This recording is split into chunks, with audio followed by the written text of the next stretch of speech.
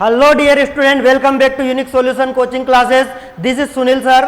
मैं आज आपके लिए लेकर आया हूं क्लास 10th के चैप्टर फर्स्ट रियल नंबर का एक्सरसाइज फर्स्ट का सेकेंड पार्ट फर्स्ट में हमने डिस्कस किया था किस तरह से नंबर्स को प्राइम फैक्टर के फॉर्म में रिप्रेजेंट करते हैं और एलसीएम एचसीएफ निकालना हमने देखा था। पार्ट 2 में बाकी के जो क्वेश्चन है हमारे 3 वो हम डिस्कस करने वाले हैं। ये पार्ट आपके लिए बहुत ज़्यादा इंपॉर्टेंट होने वाला है, वीडियो को लास्ट तक देखिए। तो आइए डिस्कस करते हैं। क्वेश्चन नंबर 5 हमारी एक्सरसाइज 1.1 का क्वेश्चन नंबर 5 है कि चेक वेदर 6 की power n can and with digit 0 for any natural number n। तो यहाँ पर ये जो 6 की पावर n दिया है आपको, इसमें ये n क्या है? कोई नेचुरल नंबर मतलब 1 2 3 4 कोई सा भी एक नेचुरल नंबर आप रख सकते हो। तो क्वेश्चन का कहना यह है कि जब आप 6 की पावर n मतलब यहाँ n की जगह जब कोई भी नेचुरल नंबर लिखते हो तो जो आपको नंबर मिलने वाला है वो 0 के साथ एंड होगा या नहीं। मतलब 0 के साथ एंड होने का मतलब ये है कि जैसे कि आप 6 की पावर n की जगह 1 रखते हैं तो कितना आता है 6 की पावर 2 रखते हैं 6 6 जा 36, या 6 की पावर 3 रखते हैं तो कितना आता है 216, या 6 की पावर 4 रखते हैं कितना आ जाता है 1296। तो क्वेश्चन आपसे ये पूछना चाहता है कि ये जो वैल्यू आप रख रहे हो n की जगह नेचुरल नंबर्स, यहाँ पर इनको रखने पर कभी क्या लास्ट में ये जो लास्ट की डिजिट है ये 0 आ सकती है क्या? ये जो लास्ट की डिजिट आपको मिल रही है ये 0 आ सकती है क्या? 6 की जगह क्या आ सकती है 0। ऐसा हमको डिस्कस करना है कि आएगी या नहीं आएगी। तो देखते हैं कि अगर कोई से नंबर के पीछे 0 आती है तो उसके लिए मेन कंसेप्ट क्या है। 0 आने से मतलब जैसे कि मान लो 20 है इसके लास्ट में 0, 30 है इसके लास्ट में 0 है, या आप देख लो कि 50 है इसके लास्ट में 0 है। तो उसका कहने का मतलब यही है कि 6 की पावर कोई सी भी रखने पर 6 n की वैल्यू कोई सी भी रखने पर लास्ट में 0 मिलेगा या नहीं। तो पहले देखिए आप कि अगर इसके पीछे 0 है तो इसके फैक्टर करके देखो आप। 2 1 जा 2 0, 2 5 जा 10, 5 1 जा 5। तो आप देखेंगे कि जो अपना ये 20 है इसके जो फैक्टर्स आ रहे हैं वो क्या क्या आ रहे हैं? इसके फैक्टर आ रहे हैं 2 2 5। 30 के करके देख लो, 2 1 जा 2, 2 5 जा 10, 3 5 जा 15, 5 1 जा 5। इसके भी फैक्टर में क्या आ रहा है 2 3 और 5। मान लो 50 के करके देख लो, 2 2 जा 4, 2 5 जा 10, 5 5 जा 25, 5 1 जा 5। तो इसके 2 5 5। तो आप यहाँ देख पा रहे हैं कि जिन भी डिजिट के लास्ट में 0 आता है, कोई भी नंबर जिसके लास्ट में 0 आता है उसके फैक्टर में कंपलसरी है, उसके फैक्टर में कंपलसरी है कि क्या आ रहा है 2 आ रहा है और 5 आ रहा है। क्या आ रहा है 2 आ रहा है और 5 आ रहा है। यहाँ भी देखो 2 और 5। मतलब अगर लास्ट में 0 के साथ एंड होना है किसी नंबर को तो प्राइम फैक्टर से क्या होना चाहिए उसके 2 और 5 होना चाहिए। आप यहाँ पे 6 अपने पास है तो 6 के फैक्टर करके देखो आप। 6 के फैक्टर करेंगे 2 3 जा 6, 3 1 जा 3। तो आप यहाँ देख पा रहे हैं कि क्या 6 के फैक्टर में 2 तो आ रहा है लेकिन क्या नहीं आ रहा है 5 नहीं आ रहा है। क्या आ रहा है 2 तो आ रहा है लेकिन 5 नहीं आ रहा है। इसका अर्थ ये हुआ कि 6 की पावर आप कोई सा भी नेचुरल नंबर लिख लो, आपको ये 0 के साथ एंड होते कभी नहीं दिखेगा।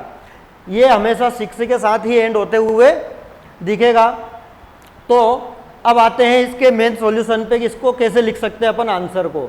तो ये था केवल कंसेप्ट आपको समझाने के लिए। इसका जो आंसर आपको लिखना है वो क्या लिखना है देखो। अब मैं इसको इरेज कर देता हूँ, इसका मेन आंसर लिख देता हूँ आपके लिए। आपको यहाँ तक समझ में आ गई होगी बात, ये केवल आपको समझाने के लिए बात थी। तो अब इसका आंसर हम लिखते हैं।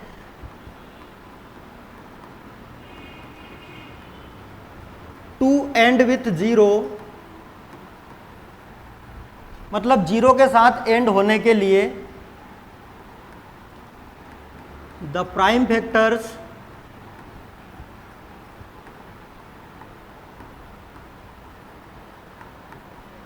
should be and 5। 0 के साथ एंड होने के लिए प्राइम फैक्टर क्या होना चाहिए? 2 और 5 कंपलसरी होना चाहिए। बट आप यहाँ पे 6 की पावर n के फैक्टर करेंगे तो क्या होते हैं? 2 इंटू 3 उसकी पावर n, मतलब 2 की पावर n या 3 की पावर n। अब आप देखेंगे कि इसके प्राइम फैक्टर में 5 नहीं आ रहा है, तो सिंस 6 की power n does not have 5 age factor, therefore 6 power n never end with 0। तो डियर स्टूडेंट, आपको मतलब ये समझ में आ गया होगा कि क्योंकि 6 की पावर n में 6 के फैक्टर करने पर आपको प्राइम फैक्टर में 2 तो मिल रहा है लेकिन 5 नहीं मिल रहा है, इसलिए आप 6 की पावर n में n की जगह कोई सा भी नेचुरल नंबर लिख लो, आपको ये कभी भी 0 के साथ एंड होते हुए दिखाई नहीं देगा। आई होप कि आपको ये क्वेश्चन समझ में आया होगा। आते हैं नेक्स्ट क्वेश्चन पर। 6th क्वेश्चन कहता है कि explain why 7 into 11 into 13 plus 13, ये जो नंबर है 7 इंटू 11 इंटू 13 प्लस 13, और ये जो नंबर है 7 into 6 into 5 into 4 into 3 into 2 into 1 plus 5, ये दोनों कंपोजिट नंबर है या नहीं है? तो अगर ये कंपोजिट नंबर है तो क्यों है ऐसा हम एक्सप्लेन करेंगे। कंपोजिट नंबर्स का मतलब ये होता है कि जिसके 2 से ज़्यादा फैक्टर हो, जिसके 2 से ज़्यादा फैक्टर हो, मतलब कोई भी नंबर अगर 2 नंबर से ज़्यादा नंबर के द्वारा डिवाइड हो रहा है या 2 नंबर से ज़्यादा नंबर के टेबल में आता है तो उस नंबर को अपन बोलते हैं कंपोजिट नंबर। देखते हैं पहले नंबर को। पहला नंबर है हमारे पास 7 इंटू 11 इंटू 13 प्लस 13। सोल्व करते हैं थोड़ा सा। दोनों में 13 कॉमन है, यहाँ देखो आप, दोनों में कौन सा नंबर कॉमन है? ये 13 कॉमन है, तो 13 को अपन बाहर निकाल लेते हैं। तो 13 बाहर निकला तो यहाँ बच गया 7 इंटू 11, 13 तो बाहर निकल गया, प्लस यहाँ से 13 बाहर निकला तो कितना बचेगा? 1। तो आपके पास क्या आ गया? 13 इंटू ब्रैकेट में 11 7 जा 77 प्लस 1। आप देखेंगे 13 इंटू कितना हो गया? ये 77 प्लस 1 78। अब यहाँ आप देखो कि आपको ऑलरेडी इस नंबर से जो भी नंबर आपको मिलने वाला है उसके 2 फैक्टर तो मिल ही चुके हैं। इसके बाद भी 78 को आप अलग अलग फैक्टर में तोड़ सकते हो। जैसे 78 को अगर आप तोड़ोगे तो 78 के भी फैक्टर्स मिल जाएंगे। 2 3 जा 6, 2 9 जा 18, 3 1 जा 3, 3 3 जा 9 और 13 1 जा 13। देखो आपको ये जो नंबर दिया है इसके कितने फैक्टर्स मिल गए? 13 भी मिल गया, 3 भी मिल गया, 2 भी मिल गया, मतलब ये 2 से ज़्यादा नंबर के द्वारा डिवाइड हो रहा है। तो हम यहाँ इसका आंसर लिख देंगे कि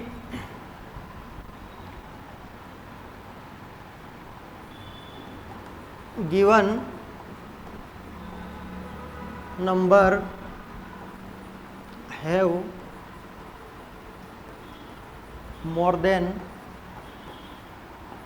2 factors, therefore 7 into 11 into 13 plus 13 is composite number। तो आप स्पष्ट रूप से कह सकते हो कि ये जो आपको नंबर गिवन है ये कैसा नंबर है? कंपोजिट नंबर है, क्योंकि जब आपने इसको आगे सोल्व किया तो आपको इसके जो फैक्टर मिले वो 2 से ज़्यादा फैक्टर मिल गए हैं। तो आई होप कि ये आपको समझ में आया होगा। अब देखते हैं नेक्स्ट क्वेश्चन जो है हमारा 7 into 6 into 5 plus into 4 into 3 into 2 into 1 plus 5 को। तो हमारा क्वेश्चन क्या है? 7 into 6 into 5 into 4 into 3 into 2 into 1 plus 5। अब देखते हैं ये कंपोजिट है कि नहीं। दोनों में कौन सा नंबर कॉमन आ रहा है? दोनों में कॉमन आ रहा है 5। तो हम 5 को क्या कर लेते हैं? बाहर निकाल देते हैं। 5 को बाहर निकाला, क्या बचा? 7 into 6 into 4 into 3 into 2 into 1 plus, देखो 5 को बाहर निकाल दिया, यहाँ से 5 बाहर निकलेगा तो क्या बचेगा? 1। अब हम इंटू कर लेते हैं अंदर की डिजिट्स को, मल्टीप्लाई कर लो 7 6 4 3 2 को, 7 6 42, 4 दिया 12 इंटू 24, 12 दूनी 24, कितना हो जाता है 4 2 जा 8, 4 4 जा 16 इंटू 2 2 जा 4, 2 4 जा 8, तो यहाँ कितना आ जाएगा आपका 8, 6 और 4 10, ये 10, 1008, 1008 प्लस 1। अब आप देखोगे तो इसको प्लस करेंगे अंदर की डिजिट को, तो 5 इंटू आपको मिलेगा 1009। तो आपको यहाँ पर दो फैक्टर तो यही मिल गए, एक नंबर जो खुद का भी फैक्टर होता है और 1 से भी डिवाइड होता है, तो यहाँ भी आपको दो फैक्टर ऑलरेडी मिल गए हैं और बाकी भी इसके फैक्टर किए जा सकते हैं। इसका मतलब ये भी एक डिविजिबल नंबर है। कैसा नंबर है ये? डिविजिबल नंबर है। तो यहाँ लिख देंगे which is divisible by more than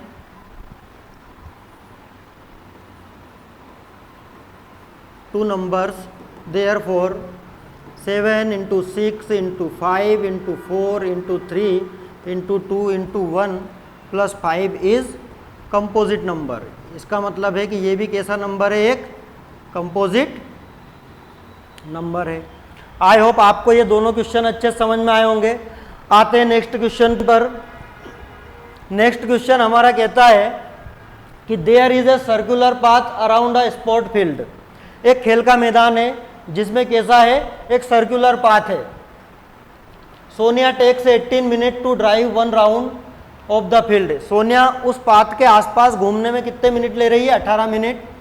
while Ravi takes 12 minute. Sonia को पूरा एक चक्कर लगाने में 18 मिनट लग रहे हैं और रवि को कितने मिनट लग रहे हैं? 12 मिनट लग रहे हैं। अब प्रश्न का कहना यह है कि suppose they started same point. अगर वो एक ही पॉइंट से दौड़ना शुरू करते हैं और एक ही डायरेक्शन में जाते हैं तो कितने टाइम के बाद वो दोबारा मिलेंगे? क्वेश्चन को समझेंगे कि आपके पास एक सर्कुलर, इस तरह से एक सर्कुलर पाथ है। इस सर्कुलर पाथ पर एक ही पॉइंट से कौन दौड़ रहा है? सोनिया दौड़ रही है और साथ में कौन दौड़ रहा है? यहीं से रवि भी दौड़ रहा है। सोनिया कितने मिनट ले रही है बेटा? सोनिया यहाँ ले रही है 18 मिनट और रवि कितने मिनट ले रहा है? रवि ले रहा है यहाँ पे 12 मिनट। मतलब इस रास्ते का एक पूरा चक्कर लगाने में सोनिया को 18 मिनट लग रहे हैं और रवि को पूरा एक चक्कर लगाने में 12 मिनट लग रहे हैं। तब प्रश्न कह रहा है कि अगर ये दोनों एक ही डायरेक्शन में दौड़ना शुरू करते हैं और एक साथ दौड़ना शुरू करते हैं तो फिर से ये कितने मिनट के बाद मिलेंगे? अब देखो, अगर ये मिलेंगे तो आपको इस क्वेश्चन में एलसीएम फाइंड करना है या एचसीएफ, इसका पहले पता करना पड़ता है। तो देखो, अगर ये दोनों पुनः मिलेंगे तो एचसीएफ आपको क्या देता है? एक ऐसा छोटा से छोटा नंबर जो दोनों को डिवाइड कर दे।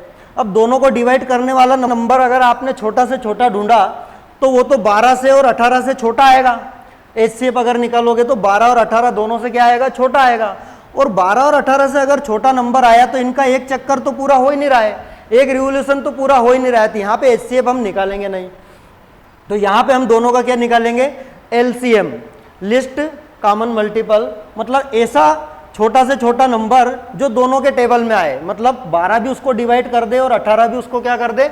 डिवाइड कर दे। क्योंकि किसी नंबर को जब आप इन दोनों नंबर से डिवाइड करेंगे तभी तो दोनों का एक चक्कर पूरा होगा। इसलिए हम यहाँ लिखेंगे कि टाइम व्हेन दे मीट, वो समय जब वो मिलेंगे वो काय के इक्वल रहेगा?